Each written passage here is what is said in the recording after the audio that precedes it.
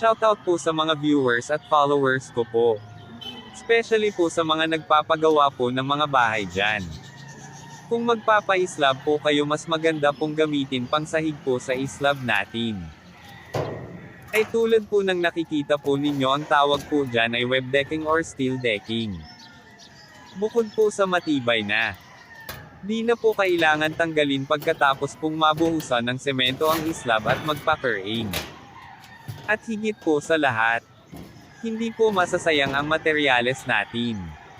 Hindi tulad po sa mga plywood.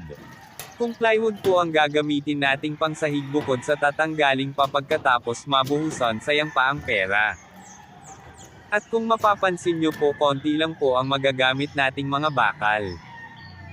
Di na po natin kailangan mag one-way slab o mag two-way slab. Hanggang dito na lang po.